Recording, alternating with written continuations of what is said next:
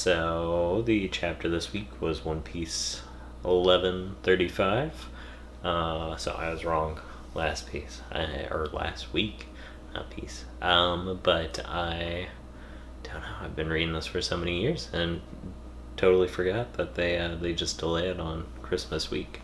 So, anyways, so I want to start off with I really like two new characters' designs, or I think they were both new this week. I don't think, well, the owl was one of them, and that's the only one that I'm like, might have been in the chapter last week, and I just wasn't paying attention. But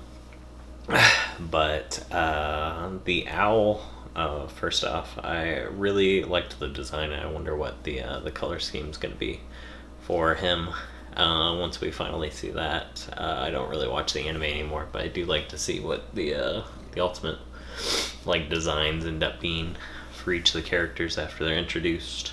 I still need to go back to Egghead, or I don't even know if that's been animated yet, but and see exactly what old Vegapunk and all his Vegapunks look like. But yeah, the owl, I really liked the concept. I think that we just got in the last arc of the devil fruits, like kind of being assigned or given to people that it's like what their dreams were or what they want, like ambitions or something. So an owl with glasses in the middle of the library getting the I forget what the translation was, but like the nurture fruit or whatever, and allows people to read. I really like that idea, and I thought that was really cool that there was either, because I don't think it was like a Zoan fruit, so I think it was like the owl itself got the thing, and it just resides in the library and then helps giants read books. So I thought that was really nice. The other character that I liked a lot was Mountain Beard Jarul. I'm probably butchering that, but he just seemed like peak One Piece character with the sword through his hat. I bet we're gonna get a whole story about that. Which reminds me that I was wrong last week. I thought this was gonna be an exposition chapter from like Ripley or Saul or somebody this week on just like a short intro to the history of giants, and yeah, we totally didn't get that at all. So that was I feel like I've been getting all my predictions wrong since I started doing these videos, so I am just not on the ball anymore. I also haven't been looking up too much discussions like I normally do on these, because I'm a real sucker for looking at other people's speculation videos and everything, but I didn't want anybody to think I was trying to steal ideas or anything. So I don't know, I may go back to doing it and then try to remember to cite sources and everything so nobody thinks I'm trying to steal their works. But yeah, I really like how Oda balances out kind of like the combat and these like sit down chapters, and still mixes in the story, and we still learn things about everything while these are going on. And I think he's a writer that does that really well. I'm never one to try to say that somebody does it the best, and somebody will always come back and remind me of the story that does it way better. But for the length that One Piece is, I feel like it's pretty well balanced between like fun chapters and like combat, like basic shonen combat stuff. And right now we kind of have that subplot with Shanks and everything, or not Shanks, Shanks lookalike, in the background and everything.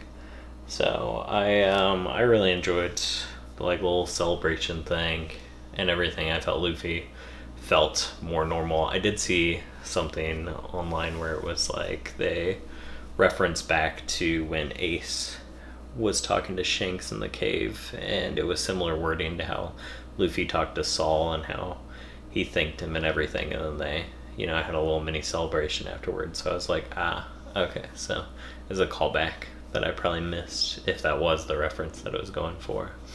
But I wouldn't doubt it with Oda, because one of the other things I had on my list this week was I think it's Stassen or Stanson. I need to look up the Japanese letter to see exactly what the name's supposed to be.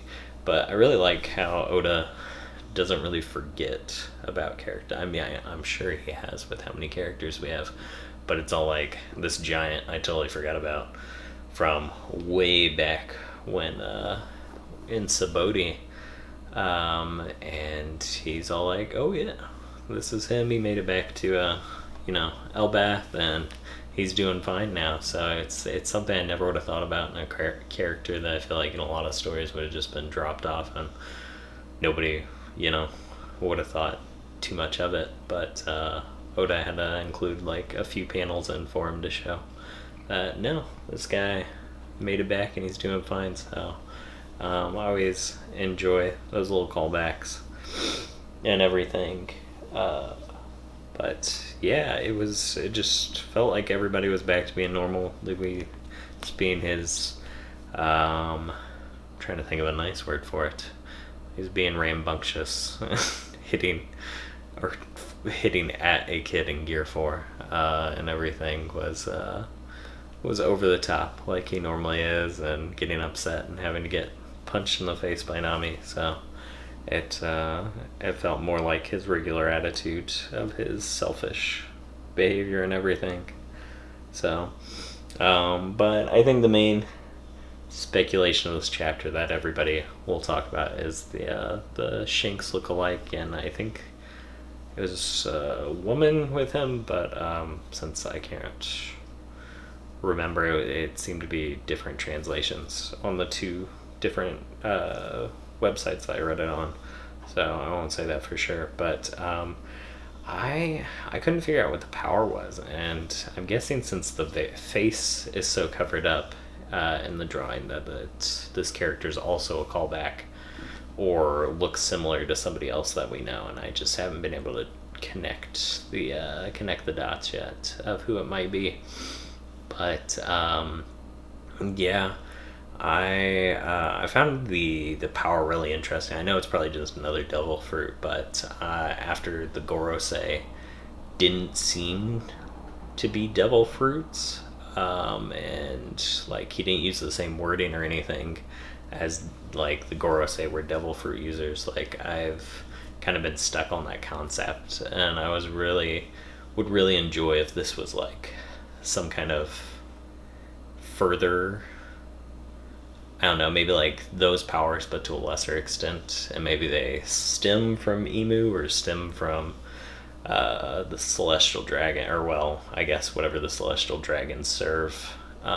But I don't know, it's the devil fruits to me seem like there'll be some system in the end that like Emu tricked people with or something. Like the world either was already like the water levels were raising, and the devil fruits were supposed to grant like wishes, and then they had a detrimental side effect that would get, it's really bad when you can't swim when the water levels are raising at insane rates each year. And then I don't know, even the technology itself might have been like a trick of like whatever the giant cannon is that raised sea levels might have been like originally a thing that was supposed to do the opposite, and they were tricked by it. Actually, that might have been confirmed, because I think, well, not directly confirmed, but I think there was a callback to the ancient weapons not being like, or originally not being what they were,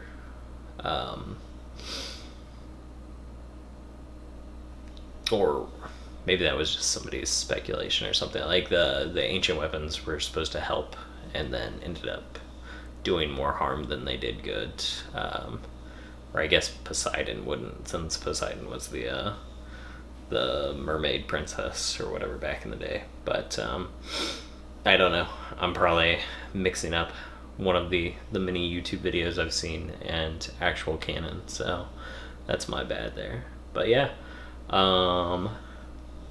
so I don't think there was anything else in the chapter this week. Not too much. I mean, they were after Loki, but I felt like that was pretty self-explanatory. I didn't think they would be after Luffy and them. It seems like if they can summon themselves anywhere, then they just, if they really wanted to get rid of Luffy, they would just summon themselves onto his ship or something way there. Or I guess they would have summoned onto the giant ship because that's where they were coming from. But yeah, so I don't know. To me, I assumed they were there for Loki for some reason.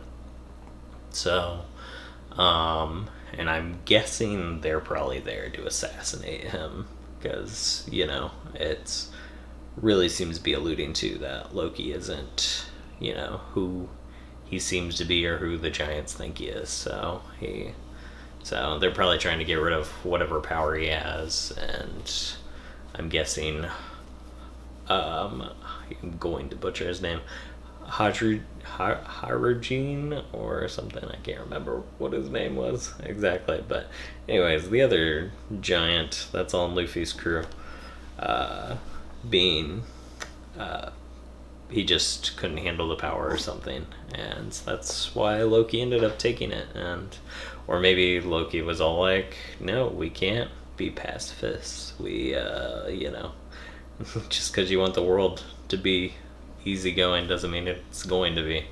So something along those lines. But yeah, I hope we get more insight into that weird power that the woman used, and I really hope they're not setting up a plot where they're gonna blame Luffy's crew for having these people on their crew or something and like attacking the giants or something. I feel like we've had that same plot so many times in One Piece that I don't know. But I mean, this is Oda, and every arc we have princess needs rescuing, and Luffy ends up, you know, freeing all the people because they are, you know, Luffy ends up liking someone like Tama in the last arc, and then, you know, or Tama and the samurai, so he frees everyone in the process. But, you know, it is One Piece, and a lot of it recycles over and over again to the same basic plots, so I wouldn't be surprised at this point. But yeah, I'm looking forward to that. Hopefully we'll get exposition, obviously, since I've been wanting it for all the videos I've done. You know, hopefully we'll see more next week. So, but yeah, for me, if I can find some time, it was a real busy week for me, so well, for everybody, but yeah, if I find some time, I'll try to get my Tower of God season 1 review done, or I guess it's not really, it's a mixture of a review and then comparing the anime to the manga. So, but yeah, so I really enjoyed that, so I'd love to talk about it. And either way, I hope everybody had a wonderful Christmas this week, and, you know, always stay safe out there. So cold. Bitter. Oh my goodness, you have covered me in hair yet again.